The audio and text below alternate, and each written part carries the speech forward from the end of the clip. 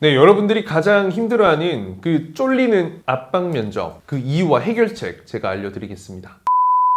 네, 여러분 안녕하세요. 반갑습니다. 취업 준비생들의 멘토 테디쌤입니다. 이 면접장에 가면 여러분들을 가장 당황스럽게 하는 게 바로 압박 면접이죠. 안 그래도 긴장 정말 많이 하고 있는데 이 면접관들이 인상 쓰면서 부정적으로 틱틱 내던지면서 이렇게 막 내 목을 쪼는 것 같은 그 압박 면접. 그럴 때면 막 숨이 막히다 못해 진땀도 흐르고 막 면접장을 뛰쳐나가고 싶은 충동까지 들 때가 있죠. 근데 더 어려운 건 압박 면접을 잘 극복했는데도 탈락하는 경우가 있고요. 생각보다 절었던 것 같은데 합격하는 경우도 있고, 이 도대체 뭐가 뭔지 모르는 경우가 대부분이라는 거죠. 지피식이면 백전불태라는 말 들어보셨죠? 일단 면접관의 시선, 면접관의 입장에서 한번 생각해 본다면 충분히 그 의도와 함께 어떤 부분이 해결책이 될 건지 충분히 간파할 수 있을 거라 생각합니다. 자, 그래서 첫 번째 압박 면접의 의도, 저는 별 의미 없다 생각합니다. 그냥 정말 궁금해서 물어본 거예요. 그냥 의미 없어. 그냥 그 사람의 성격이나 말투가 그런 걸 수도 있고요. 그런데 이 부분이 지원자가 컴플렉스로 느끼는 부분을 지적했을 때 그냥 스스로가 지레 겁먹고 압박 면접으로 느낀다는 거죠. 실제로 면접관이 큰 의미 두지 않았을 수도 있다라는 거예요. 예를 들면 내가 학점이 낮은데 학점에 대해서 물어본다거나 공백기, 휴학, 그리고 막 곤란한 롤플레잉 질문들 있잖아요. 이 여러분들이 이런 부분에서 압박을 느끼지 않기 위해서는요, 무언가 내가 당황스럽겠다, 나를 좀 옥죄겠다라는 질문들은 미리미리 그 도망칠 구멍들을 찾아두면서 답변을 준비해 둔다면 사실 압박 면접이라 느끼지 않을 정도로 스무스하게 넘어갈 수 있을 겁니다. 자, 두 번째 질문은요, 면접관의 질문에 그 답변이 충분치 않아서 압박 면접으로 이루어지는 겁니다. 여러분들이 흔히 착각하는 이유 중 하나가 단순히 꼬리 질문을 하면 압박 면접이다, 나를 옥죄다 막 이렇게 생각하거든요. 자, 그럼 여기서 중요한 거, 꼬리 질문의 두 가지 이유 파악해 봅시다. 이건 면접자가 답변했을 때 정말 추가로 더 궁금해서 하는 긍정적인 이유가 있고요. 그리고 다른 하나는 그 답변이 충분치 않아서 더 디테일한 걸 요구하는 경우가 있습니다. 이땐 부정적이라 생각하면 되겠죠. 근데 이 꼬리 질문이 그린라이트인지 레드라이트인지는 딱 그 질문 보면 알 수 있습니다. 내가 어떤 질문에 답을 했어, 자신있게 했어. 근데 또 다른 부분에 대한 질문을 한다. 이건 그린라이트일 확률이 큽니다. 반면에 내가 질문했는데 어떤 부분을 잡고 거기에 또 물어보고 또 물어보는 어떤 꼬투리를 물고 늘어져, 꼬리를 물고, 그건 부정적인 신호일 가능성이 큽니다. 물론 어떤 지원자가 말했던 전문 지식을 더 딥하게 알고 싶어서, 어떤 경험을 더 상세히 알고 싶어서 물어보는 경우가 있죠. 하지만 그때 왜 그랬어요? 이거 말고 다른 방법 없었나요? 이런 상황이 또 생기면 어떻게 할 건가요? 이런 부분에서는 사실 압박으로 충분히 느낄 수 있다라는 거예요. 이래서 꼬리 질문으로 인한 이 압박 면접을 극복하기 위해서는요, 여러분들이 우선은 질문에 대한 답을 무조건 먼저 하는 두 갈씩 답변을 하셔야 되는데, 더 중요한 건 기승전결을 이 질문에 대한 답변에 잘 녹여내서요, 면접관이 더 이상 꼬투리를 잡지 않을 정도로 이야기를 하면 됩니다. 다만 여기서 중요한 건 그렇다고 산학 과정을 상세하게 설명충이 되라는 말은 아닙니다. 그건 정말 지루하게 느낄 수 있는 최악의 답변이 될 수 있습니다. 자, 마지막 세 번째 의도는요, 진짜 여러분들을 보고 싶어서입니다. 진짜 여러분. 사실 정말 어떤 극도의 벽에 몰리면요, 그 사람 본연의 모습이 나오게 됩니다. 면접 상황에서 긴장하는 건 너무 당연하겠지만 이 압박 속에서 본인이 어쩔 줄 몰라 하는 상황에서 답변을 하는 거, 그게 진짜 속마음이 될 수도 있다는 거죠. 막 미리 예상되는 질문에 막 준비된 답변을 막 이렇게 발표하는 게 아니라 정말 뭐 어떤 면접관의 어떤 이 사고를 흐리게 만들고 긴장되게 만들어서 정말 솔직하게 있는 그대로 이 마음속 깊이 있는 것을 꺼내게 만들어주는 거예요. 이건 지원자의 진짜 본 모습을 볼 수 있는 것뿐만 아니라 어떤 문제와 상황을 마주했을 때 어떤 대처 능력을 보여줄 수 있을지, 그런 부분을 가늠하는 포인트가 될 수 있다는 거죠. 이런 부분은 업무가 굉장히 어렵거나 혹은 좀 서비스 직무와 같이 어떤 감정 노동, 그러니까 어떤 직무의 단점, 힘든 점이 있는 직무의 면접일수록 이런 거 더 많이 물어보게 됩니다. 또 이런 위기를 잘 극복하면 이 면접에서 면접 답변에 불과하지만, 아, 이 친구가 현장에서 똘똘하게 일 잘하겠구먼 하는 생각이 들 수 있다는 거죠. 합리적인 선택을 할 수 있는 거예요, 면접관들로부터는. 막 내가 하는 말에 그냥 꼬투리 잡고 계속해서 괴롭히는 거라면 사실 부정적인 의도로 파악해도 좋습니다. 아닙니다. 하지만 막 일부러 무게 잡고 막 화내듯이 물어보고 막 웃어주지도 않고 막 그런 거 있잖아요. 그러면 그냥 면접 분위기가 압박 면접이구나, 테마가 그렇구나, 호랑이 굴에 들어가도 정신만 번쩍 차리면 난 살 수 있다는 마음가짐으로 그냥 면접 임하시면 됩니다. 두려워할 필요가 없어요. 어제 제 학생 중에 모 증권사의 업무 지원으로 최종 면접을 본 친구가 있는데 막 일부러 면접관이 일어나서 막 뒤를 돌아보고 화를 내듯이 하고 막 일부러 압박하는 그런 느낌이 들었대요. 근데 거기 그냥 말리지 않고 편안하게 면접 보려고 노력했대. 뭐 답변하면 너무 짧다, 구체적이지 않다, 더 길게 해라, 길게 하면 또 너무 길다, 이런 부분들 극복하면 된다. 그냥 테마가 압박이다. 그래서 이때는 동문서답 하잖아요. 바로 여러분들 그 면접관의 으르렁이 먹잇감이 된다 생각하시면 되겠습니다.